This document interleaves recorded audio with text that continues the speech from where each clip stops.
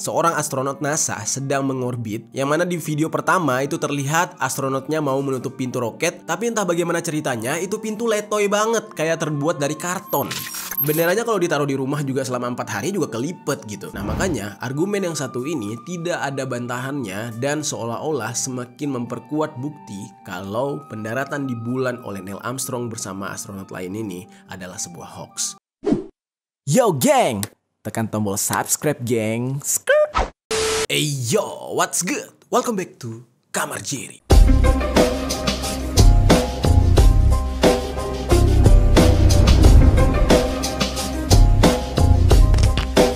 Geng, hari ini pembahasan kita cukup seru nih geng. Gua bakal menceritakan sebuah cerita yang bikin kalian bakal suka dengan cerita ini. Nah tapi karena ceritanya ini lumayan panjang, gue gak mau nih di tengah-tengah cerita tiba-tiba nanti gue ngantuk. Jadi sekarang gue pengen ngopi dulu nih geng.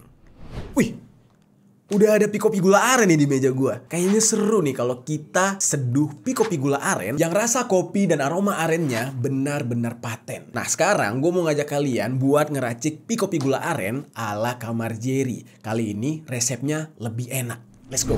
Oke, sekarang gue mau tunjukin ke kalian cara penyajian yang paling enak dan ini menurut gue favorit gue sih. Oke, pertama-tama siapkan dulu pikopi gula arennya, terus ambil gelas pastinya. Nih, langsung aja kita buka. Oke, penyajian pertama langsung kita gunting sasetnya sedikit aja. Oke, nah langsung kita tuang.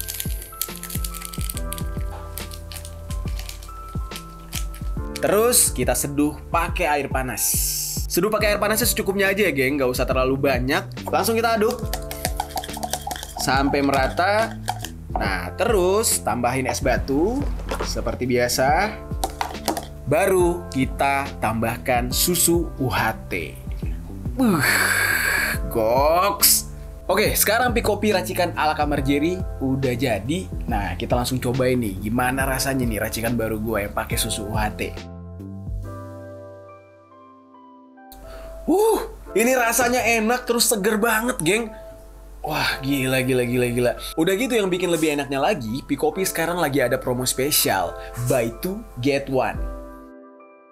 Buat kalian harus banget coba, langsung aja beli di toko-toko terdekat. Pikopi gula aren rasanya paten, bikin semua pengen. Karena ini kopinya lagi ngetren. Pikopi gula aren, kopi dan arennya lebih paten. Gue pengen minum lagi nih. Jadi semangat buat lanjutin konten. Let's go. Oke, dari SD nih geng, seingat gua, kita tuh udah dikasih tahu sama guru-guru kita kalau orang pertama yang mendarat di bulan namanya Neil Armstrong. Dia merupakan astronot dari NASA berkebangsaan Amerika Serikat dan bersama teman-temannya dia dikabarkan sudah menapaki kakinya di bulan. Sebenarnya hal ini masih menjadi konspirasi ya. Selama bertahun-tahun kita yang selalu dicekoki pelajaran tentang hal ini, itu mau tidak mau ya percaya gitu ya dengan informasi tersebut. Pasti kalau ditanya siapa nih orang yang pertama ke bulan, Neil Armstrong. Orang mana? Amerika, dari NASA gitu. Walaupun sebenarnya ternyata di negara mereka sendiri masih banyak masyarakat yang meragukan kebenaran tersebut. Nah, banyak orang yang percaya kalau Neil Armstrong dan teman-temannya ini melakukan kebohongan. Mereka tidak pernah pergi ke bulan, melainkan mereka hanya membuat sebuah video dokumentasi di sebuah studio yang diset seolah-olah itu berada di ruang angkasa, lebih tepatnya di bulan. Nah, kabarnya dikarenakan video tersebut dibuat pada masa alat-alat elektronik belum terlalu canggih, jadinya banyak orang yang tertipu, banyak orang yang percaya dengan trik kebohongan dari pihak NASA. Nah, lalu belakangan banyak sekali berseliweran video-video tentang Neil Armstrong bersama teman-temannya pergi ke bulan ini mulai dicecar nih di TikTok, di media sosial lain, itu udah jadi memes. Yang dimana seperti yang kita tahu ya, sekarang kan zaman udah semakin canggih. Otomatis hal-hal yang dibuat pada zaman dahulu sekarang kita melihatnya udah kuno, dan bahkan manipulasi gambar yang dibuat zaman dahulu itu bisa dibuktikan kebohongannya di zaman sekarang. Salah satu contohnya ya misalkan video hitam putih nih. Kalau zaman dulu videonya hitam putih, zaman sekarang sudah ada alat canggih untuk mewarnai video-video hitam putih tersebut. Otomatis hal yang tersamarkan karena gambarnya berwarna hitam putih akhirnya bisa terlihat jelas. Oke, gue berikan beberapa cuplikan. Nah ini gue tampilin cuplikan-cuplikannya. Pesawatnya kayak terbuat dari karton, terus kayak ada campuran plastik lecek gitu. Dan juga ada seperti mentah kesalahan green screen yang belum diedit. Nah, bagaimana nih cerita selengkapnya tentang konspirasi yang satu ini? Sebelum kita bahas, gue ingatkan dulu, di sini gue hanya menyampaikan berita yang ada di luar, yang sedang heboh dibahas di luar. Dan semua berita ini bukan atas opini pribadi gue. Gue hanya menyampaikan kembali. Jadi, mari kita bahas sekarang di sisi lain.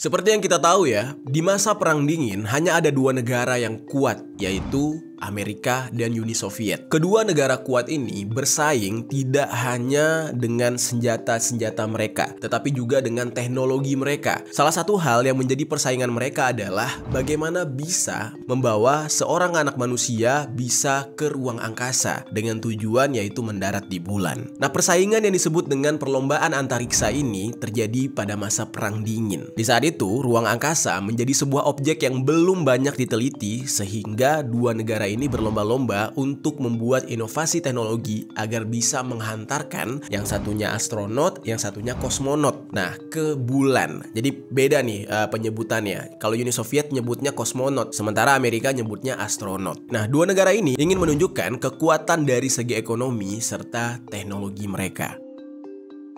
Pada tanggal 4 Oktober tahun 1957, rudal balistik antarbenua R7 dari Uni Soviet meluncurkan Sputnik, yaitu satelit bulan pertama di dunia dan objek buatan manusia pertama yang ditempatkan di orbit bumi. Peluncuran Sputnik ini langsung membuat respon Amerika benar-benar iri. Di saat itu mereka kaget, kok bisa Uni Soviet meluncurkan satelit ke ruang angkasa, padahal di zaman itu teknologi belum mencapai ke sana. Belum ada yang bisa berpikir untuk menerbangkan sebuah benda ke luar angkasa.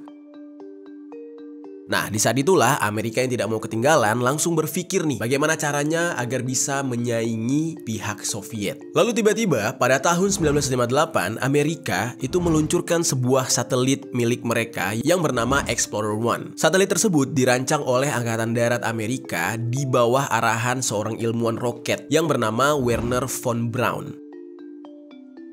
Nah, di tahun yang sama juga, Presiden Amerika Serikat yang bernama Dwight D. Eisenhower itu menandatangani perintah untuk menciptakan Badan Aeronautika dan Antariksa Nasional yang disingkat dengan NASA. Nah, di saat itulah NASA mulai berdiri. NASA ini akhirnya menjadi sebuah lembaga yang berdiri di bawah pemerintah federal yang didedikasikan untuk mengeksplor ruang angkasa bagi pihak Amerika. Nah, lalu Presiden Eisenhower ini juga menciptakan dua program antariksa yang berorientasi pada keamanan nasional yang akan beroperasi secara bersamaan dengan program NASA di saat itu. Program pertama yang dibuat itu dipimpin oleh Angkatan Udara Amerika Serikat untuk memanfaatkan potensi militer dari angkasa. Jadi kayak misalkan mereka pengen bikin pangkalan lah di ruang angkasa gitu. Lalu baru program kedua dipimpin oleh CIA. Berikut juga dengan Angkatan Udara dan sebuah organisasi yang disebut dengan National Reconnaissance Office. Nah, pada awalnya nih ya, keberadaan program ini dirahasiakan oleh pihak Amerika Serikat sampai dengan tahun 1990 dan diberi nama dengan kode Corona. Program ini itu dibuat menggunakan satelit yang berputar di orbit untuk mengumpulkan data-data intelijen tentang Uni Soviet serta sekutunya. Jadi tujuan program ini tetap untuk perang dengan Soviet di saat itu. Nah, lalu singkat cerita, setahun kemudian, tepat di tahun 1959, pihak Soviet membuat sebuah program antariksa dengan langkah yang lebih maju. Mereka meluncurkan Luna 2, yaitu sebuah wahana antariksa pertama yang menghantam permukaan bulan. Di saat itu, Amerika itu makin ketar-ketir gitu ya. Mereka juga akhirnya membuat rencana agar bisa mengirimkan manusia ke luar angkasa. Kalau pada awalnya ya sama-sama ngirim satelit nih, teknologi yang dikirim. Lama-kelamaan pemikirannya semakin gila, mereka terpikir untuk mengirimkan manusia. Nah, proyek Amerika yang rencananya ingin mengirim manusia ke ruang angkasa disebut dengan Proyek Mercury. Sedikit informasi nih geng ya, wahana antariksa milik Uni Soviet namanya itu Vostok. Di saat Amerika berencana mengirim manusia ke luar angkasa, nah pihak Amerika Serikat ini merancang sebuah kapsul yang berbentuk kerucut yang lebih kecil dan lebih ringan dibandingkan dengan Vostok tadi, Vostok milik Uni Soviet. Nah jadi mereka itu benar-benar bersaing dan mengerahkan salah satu insinyur-insinyur terbaik yang bekerja untuk NASA. Mungkin kalian udah pernah dengar ya, ada cerita tentang Amerika Serikat mengirimkan hewan ke ruang angkasa sebagai alat uji coba. Nah di sini kejadiannya nih geng, yang dimana Amerika Serikat itu menguji coba wahana milik mereka yang kapsul tadi itu dengan memasukkan seekor simpanse, lalu dikirimkanlah ke ruang angkasa sebagai objek uji cobanya. Hal ini terjadi pada Maret 1961, dan di saat itu Uni Soviet sudah mengetahui nih, wah Amerika ngirim monyet nih, ngirim simpanse gitu ke ruang angkasa, kayaknya kurang greget gitu kan. Nah nggak lama setelah itu, tepat 1 bulan kemudian di bulan April 1961, pihak Uni Soviet langsung mengirimkan manusia, yaitu kosmonot Uni Soviet yang bernama Yuri Gagarin untuk menjadi manusia pertama yang mengorbit bumi menggunakan pesawat ruang angkasa berbentuk kapsul bernama Vostok 1. Amerika setelah itu nggak mau kalah juga. Sebulan kemudian mereka juga mengirimkan manusia ke ruang angkasa, yaitu seorang astronot yang bernama Alan Shepard, dan dia menjadi orang Amerika pertama yang berada di angkasa meskipun tidak di dalam orbit. Jadi ini ceritanya belum mendarat di bulan nih geng ya, masih ke ruang angkasanya doang nih. Jadi belum sampai di tahap ceritanya Neil Armstrong nih. Lalu pada bulan Mei 1961, Presiden John F. Kennedy membuat sebuah klaim bahwa Amerika Serikat akan mendaratkan manusia di bulan sebelum tahun 1970. Nah, mereka pengen membuat gebrakan yang lebih gila lagi. Nggak cuma ke ruang angkasa, tapi pengen nginjakan kaki di bulan. Lalu pada bulan Februari tahun 1962, seorang astronot Amerika bernama John Glenn menjadi orang Amerika pertama yang mengorbit bumi. Lalu setelah itu, menjelang akhir 1962, NASA merancang sebuah program pendaratan manusia di bulan yang disebut dengan Proyek Apollo. Nah, disinilah kita bakal masuk nih ke dalam konspirasi yang sampai saat sekarang ini menjadi perdebatan. Ada yang mengatakan ini beneran, ada juga yang mengatakan ini hanya sebuah settingan studio. Sekarang kita bahas konspirasi dari pendaratan di bulan. Dikarenakan rencana Amerika Serikat ingin mendaratkan manusia di bulan, jadi dari tahun 1961 sampai dengan tahun 1964, anggaran keuangan Amerika Serikat untuk penelitian NASA itu meningkat drastis. Jadi duitnya udah banyak banget kehambur. Di saat itu peningkatannya hampir 500%. Bayangkan tuh. Program pendaratan di bulan ini itu melibatkan sekitar 34.000 karyawan. Pikir nggak tuh? 34.000 karyawan dan semuanya orang pinter isinya. Bekerja untuk NASA, dan ditambah lagi ada 375.000 karyawan dari kontraktor industri dan juga universitas. Jadi wah gila ya, itu banyak banget lah yang kerja untuk program mendaratkan manusia di bulan. Namun sedihnya nih geng ya, proyek Apollo ini mengalami kemunduran pada bulan Januari 1967. Di saat itu terjadi sebuah kecelakaan, ada 3 astronot yang tewas terbakar setelah wahana antariksa atau kapsul mereka tadi terbakar selama simulasi peluncuran. Jadi di saat itu proyek ini mengalami kegagalan lah. Sementara di sisi lain, pihak Uni Soviet juga sedang merencanakan pendaratan manusia pertama di bulan. Namun Uni Soviet itu tidak gegabah. Mereka jauh lebih hati-hati dalam melakukan proyek mereka. Karena di saat itu ada perdebatan internal mengenai pentingnya pendaratan di bulan, dan juga salah satu kepala insinyur program antariksa Uni Soviet itu meninggal dunia. Namanya Sergei Korolyov. Nah lalu barulah singkat cerita nih geng ya, pada Desember 1968 akhirnya pihak NASA merasa siap untuk meluncurkan proyek Apollo mereka. Di saat itu mereka sudah merencanakan untuk peluncuran proyek Apollo 8, yang mana ini merupakan misi antariksa berawak pertama yang mengorbit bulan. Nah fasilitas peluncurannya itu berada di Pulau Merritt dekat dengan Cape Canaveral, Florida, Amerika Serikat. Di dalam peluncuran ini, disinilah muncul nama yang menjadi sejarah, yang sampai saat sekarang ini bahkan ya masih diajarkan oleh guru-guru kita di dalam kurikulum pembelajaran, yaitu Neil Armstrong, Edwin Buzz Aldrin, dan juga Michael Collins, yang mana pada tanggal 16 Juli tahun 1969 mereka bertiga sebagai astronot Amerika Serikat itu memulai misi antariksa Apollo 11, yaitu sebuah misi pendaratan di bulan untuk pertama kali di dunia. Bagaimana bisa nih ada 3 astronot tapi justru Neil Armstrong yang paling terkenal. Neil Armstrong yang benar-benar dianggap sebagai orang pertama menjejakkan kaki di bulan. Kalau dari sejarah yang kita tahu, memang ya dari dokumentasi yang kita lihat gitu ya, ada fotonya, ada videonya gitu. Neil Armstrong ini keluar pertama kali dari pesawat ruang angkasanya langsung menginjakkan atau menjejakkan kaki di permukaan bulan tersebut. Dan Amerika Serikat menganggap pendaratan di bulan untuk pertama kali dilakukan oleh umat manusia terjadi pada tanggal 20 Juli. Dan orangnya adalah Neil Armstrong. Dan di saat itu Neil Armstrong menyebut momen tersebut sebagai one small step for man, one giant leap for mankind, katanya. Yang artinya adalah ini sebuah langkah kecil bagi manusia, namun ini merupakan lompatan besar bagi umat manusia. Ya, jadilah di saat itu Neil Armstrong dipercaya sebagai orang pertama yang menjejakkan kaki di bulan. Padahal di masa itu tuh banyak juga pertanyaan ya. Ada yang bilang gini, loh kalau Neil Armstrong yang pertama nginjakin kaki di bulan, terus kameramennya siapa? Kok ada videonya gitu? Kok bisa direkam? Berarti orang yang pertama nginjak si kameramen dong. Masuk akal juga kan pertanyaan kayak gitu. Tapi ya pada zaman dahulu tidak ada yang bisa memberikan jawaban dengan konkret dan jelas. Nah lalu geng, pendaratan Apollo 11 ke bulan, yang dimana detik-detik Neil Armstrong menginjakkan kakinya di bulan itu disiarkan di seluruh televisi yang ditonton oleh jutaan orang di dunia. Dan menjadi salah satu bukti bahwa Amerika Serikat berhasil mengukir sebuah sejarah yang dapat membawa manusia menginjakkan bumi ke bulan. Yang otomatis di saat itu membuat warga negara Amerika Serikat semuanya merasa kagum dan bangga kepada NASA serta pemerintah Amerika Serikat. Dan di saat itu kan masa perang dingin tuh antara Amerika dengan Uni Soviet. Jadilah masyarakat Amerika di saat itu benar-benar jumawa. Mereka merasa berbesar hati, mereka merasa negara yang benar-benar super maju. Oke, sekarang kita masuk ke dalam pembahasan konspirasinya. Perdebatan antara kebenaran atau kebohongan tentang mendaratnya Neil Armstrong di permukaan bulan. Mendaratnya Neil Armstrong di bulan bersama teman-teman astronot yang lain itu memang sebuah kebanggaan, sebuah prestasi, dan di saat itu Amerika jadi dipuji-puji. Tetapi masih banyak yang tidak percaya dengan kebenaran tersebut. Kabarnya nih geng ya, menurut surveinya NASA itu ada sekitar 5% warga negara Amerika Serikat yang tidak percaya dengan pendaratan Neil Armstrong bersama astronot lain di permukaan bulan. Mereka menganggap kalau hal tersebut hanyalah klaim dan dokumentasi palsu.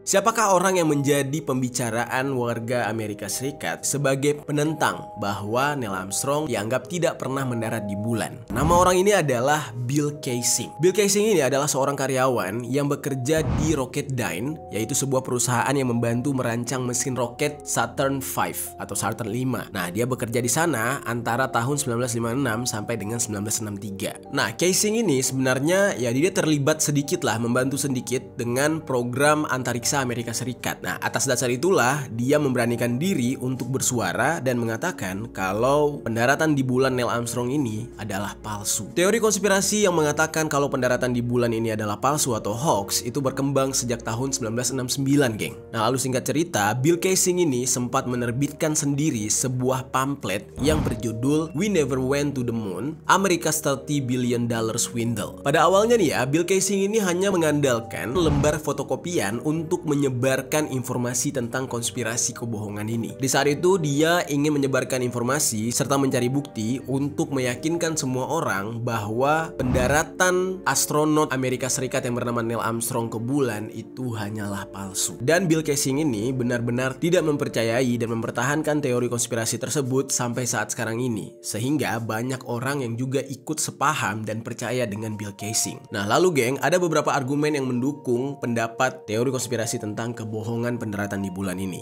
Nah, kita bahas satu persatu. Yang pertama, teknologi yang belum maju. Argumen pertama yang mendukung konspirasi ini adalah di tahun 1960-an, program luar angkasa Amerika Serikat itu tidak memiliki teknologi yang canggih untuk melakukan misi dengan sukses sampai ke bulan. Kalau kita lihat dari jalan ceritanya juga aneh gitu kan, yang dimana Amerika Serikat melihat Uni Soviet berhasil menerbangkan satelit ke bulan, tiba-tiba mereka iri, gak lama berselang hanya setahun kemudian mereka mampu membuat satelit mereka sendiri juga. Nah disinilah bau-bau dari rekayasa ini mulai tercium dan mencurigakan. Di saat Amerika tidak memiliki teknologi yang mumpuni pada tahun 1960-an, maka hal itu membuat misi Apollo itu sangat diragukan keberhasilannya. Jadi di saat itu, kemungkinan besar NASA ini merekayasa pendaratan palsu untuk memenangkan perlombaan luar angkasa yang sedang bersaing dengan Uni Soviet. Karena di saat itu, secara inovasi, teknologi antariksa Uni Soviet itu jauh lebih maju dan bahkan bisa dikatakan Sovietlah yang pertama kali mendaratkan wahana mereka di daratan bulan walaupun akhirnya mengalami kecelakaan. Jadi ya nggak berhasilnya, nggak suksesnya gara-gara kecelakaan tersebut. Nah itu baru argumen yang pertama. Kita masuk ke argumen yang kedua, yaitu pengibaran bendera Amerika Serikat di bulan.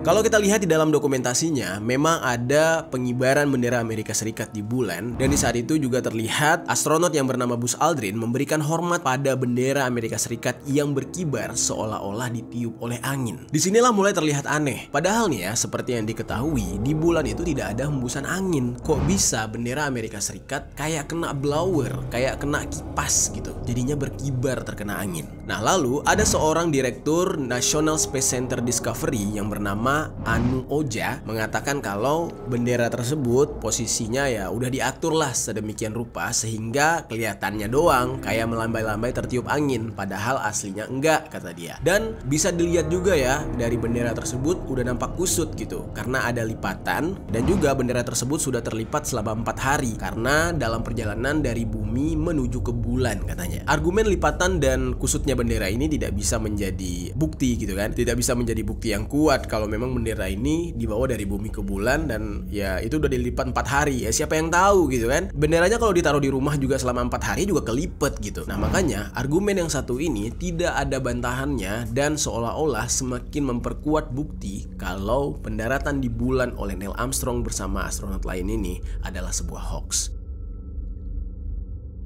Nah lalu timbul lagi nih bantahan lain atau keterangan lain dari seseorang yang bernama Richard Trace Finberg. Dia ini adalah seorang astronot dan komunikator sains yang juga merupakan pensiunan dari American Astronomical Society Press. Nah dia bilang kalau bendera yang dibawa oleh para astronot, yang dibawa oleh Neil Armstrong gitu ya ke bulan ini bukanlah bendera biasa katanya. Jadi bendera itu tidak berkibar, tapi memang setelannya kayak gitu kata dia. Ketika ditancapkan ya udah bentuknya kayak berkibar. Apa ya istilah lainnya kalau bahasa simpel dibilang kayak kaku gitu loh. Nah cuman di foto tersebut terlihat kayak berkibar. Nah dia bilang kalau seandainya yang dibawa adalah bendera biasa, maka kondisinya nggak bakal kayak gitu katanya. Benderanya bakal jatuh, kainnya bakal jatuh gitu karena di permukaan bulan sama sekali tidak ada udara. Nah jadi makanya dia menyangkal semua tuduhan dengan mengatakan kalau NASA sudah mempersiapkan bendera khusus untuk Neil Armstrong dan teman-temannya agar bisa ditancapkan di sana. Terus katanya juga bendera ini memiliki batang horizontal di dalamnya agar terlihat menjulur dari tiang bendera. Jadi kurang lebih itu kayak ini tiang, terus ada tiang lagi ke samping. Nah jadi seolah-olah benderanya itu kayak berkibar, padahal itu nggak gelantung lah.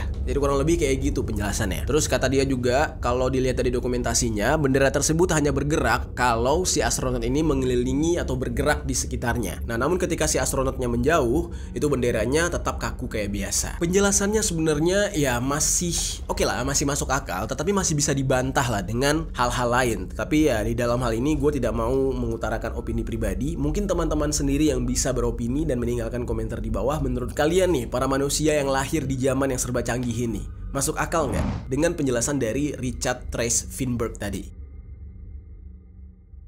Oke, sekarang kita ke argumen yang ketiga, yaitu tidak adanya bintang.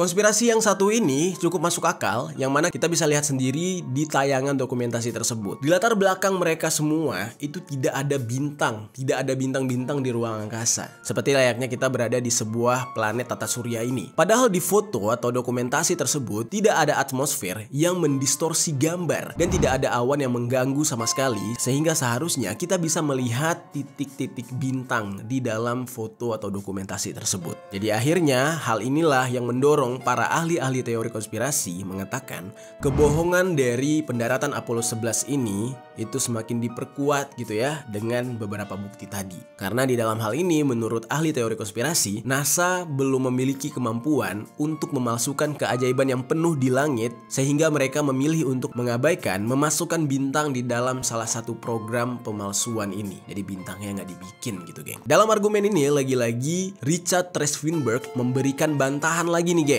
Nah, dia mengatakan kayak gini, kalau kamu seorang pengguna kamera gitu kan, kamu pasti bakal paham lah keterbatasan dari kemampuan si kamera dalam menangkap cahaya katanya. Nah, terus dia bilang, para astronot ini justru membawa sebuah kamera yang pencahayaannya untuk diperuntukkan pada siang hari. Kalau pada malam hari atau pada saat gelap, kemampuan kamera tersebut tidak bisa diandalkan. Terus dia bilang juga di saat itu, permukaan bulan ini aslinya sangat terang katanya. Dan juga para astronot itu memakai baju warna putih. Alhasil tingkat reflektifnya cukup tinggi. Nah lalu settingan kamera terlalu singkat untuk menangkap pakaian antariksa dan permukaan bulan, sekaligus menangkap gambar bintang-bintang yang relatif lebih redup katanya gitu. Jadi fokusnya itu hanya ke permukaan bulan serta pakaian si astronot. Makanya bintang-bintang tersebut tidak kelihatan.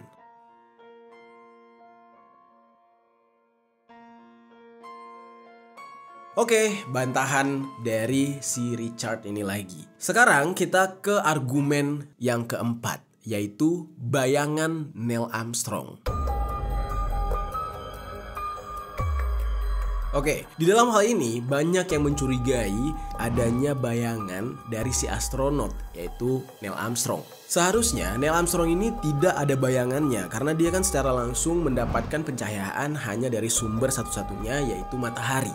Nah, jika satu-satunya sumber cahaya hanya matahari, maka seharusnya para astronot ini tidak ada bayangan, alias si Neil Armstrongnya nggak ada bayangan di saat itu. Hal ini semakin membuat semua orang curiga. Nah, namun ada yang membantah nih teori tentang bayangan Neil Armstrong ini. Dikatakan bahwa meskipun matahari adalah sumber utama pencahayaan di tata surya, termasuk di bulan, tetapi matahari bukan satu-satunya sumber pencahayaan katanya. Sumber cahaya lainnya itu adalah permukaan bulan sendiri yang memantulkan cahaya si matahari. Jadi hal itu juga bisa menjadi sumber cahaya lain. Di dalam gambar-gambar Apollo 11 katanya terlihat kalau cahaya matahari itu dipantulkan dari permukaan bulan dan akhirnya menyebar ke berbagai arah dan sebagian kecil cahaya tersebut tersebar ke dalam bayangan. Tetap ya, di dalam hal ini ada bantahannya. Tapi hal ini tidak memperkuat bantahan terhadap teori konspirasi kepalsuan tersebut.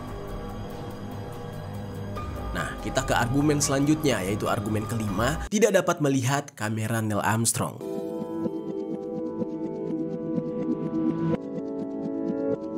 Di dalam salah satu foto terlihat refleksi atau bayangan dari Neil Armstrong itu terpantul dari kaca helm astronot lain, yaitu Aldrin. Banyak orang yang skeptis nih dengan penampakan Neil Armstrong di helm tersebut. Terlihat Neil Armstrong di bayangannya tersebut tidak sedang memegang kamera. Nah lalu siapa yang memegang kamera? Kalau bukan Armstrong harusnya Aldrin. Tetapi saat itu bayangannya berasal dari helmnya Aldrin. Otomatis artinya ada pihak lain yang sedang memegang kamera. Hal tersebut langsung buru-buru dibantah oleh pihak NASA yang mengatakan ya nggak mungkin lah Neil Armstrong pegang kamera biasa kayak kamera selfie atau kamera pocket tangan. Nanti dia nggak bisa jalan-jalan di bulan katanya. Nah otomatis dia memakai sebuah kamera yang tersembunyi atau dipasangkan di bajunya dia. Nah menurut keterangan mereka juga kamera tersebut tepat di dadanya dipasang. Jadi di pakaian astronot yang kaku itu dipasanglah sebuah kamera. Makanya terlihat tangan Neil Armstrong seolah-olah kayak kosong gitu.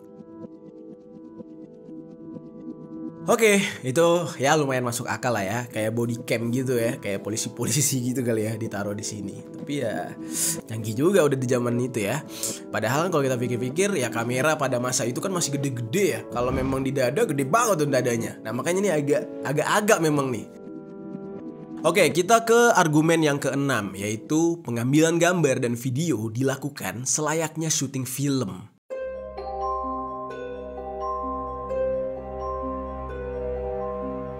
Hal inilah yang membuat banyak orang curiga nih geng. Dari pengambilan gambarnya tidak terlihat mentah, tidak terlihat raw, seolah-olah sudah disetting dengan sedemikian rupa. Banyak orang yang mencurigai kalau pendaratan di bulan ini dilakukan adegannya di sebuah studio yang terletak di Area 51. Ya pasti kalian tahu ya, Area 51 yang sering kita bahas terletak di Nevada atau suatu tempat di Hollywood.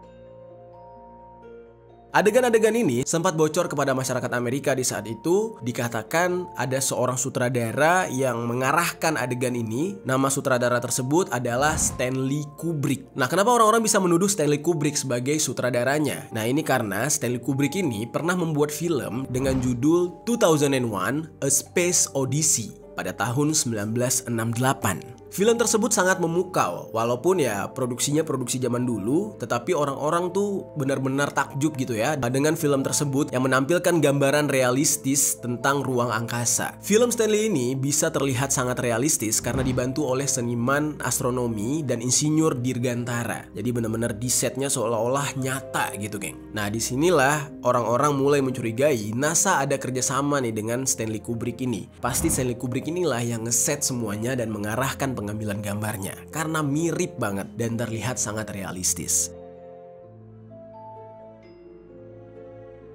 Nah, lalu di dalam beberapa adegan yang sekarang videonya juga tersebar di TikTok, itu sangat jelas memperlihatkan seorang astronot NASA sedang mengorbit, yang mana di video pertama itu terlihat astronotnya mau menutup pintu roket, tapi entah bagaimana ceritanya itu pintu letoy banget kayak terbuat dari karton. Nah, ini dari gambaran tersebut ya nggak bisa dibantah gitu ya. Ini adegan apa? Apakah ini mungkin film ataukah itu benar adegan pendaratan yang nyata gitu? Kalau memang nyata, masa iya sih bahan roket letoy kayak gitu terlihat sangat tidak kuat gitu? Kena tiupan kipas angin juga udah copot kali. Kalian bisa lihat sendiri nih adegannya. Tuh, kalian nilai deh tuh.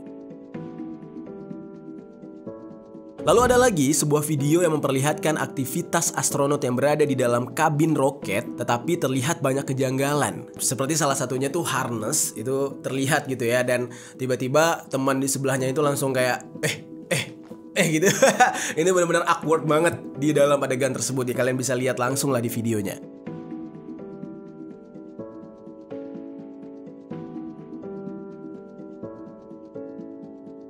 Dan video yang terakhir juga terlihat bagaimana simulasi yang dilakukan oleh astronot seolah-olah sedang melayang. Ternyata semua itu hanyalah editan yang dibuat dengan green screen. Tuh, lihat sendiri deh, geng.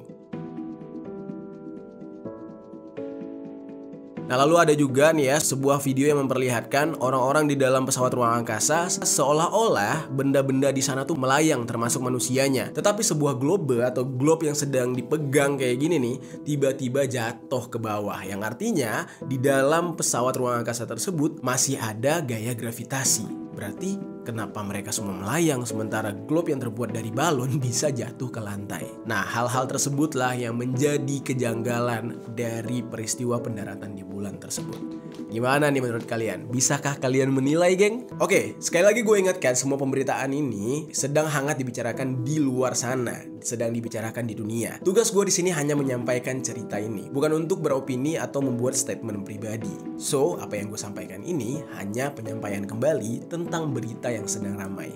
Oke, geng? Nah, buat kalian, mungkin kalian bisalah beropini menurut kalian ini benar atau enggak. Kalian coba tinggalkan komentar di bawah.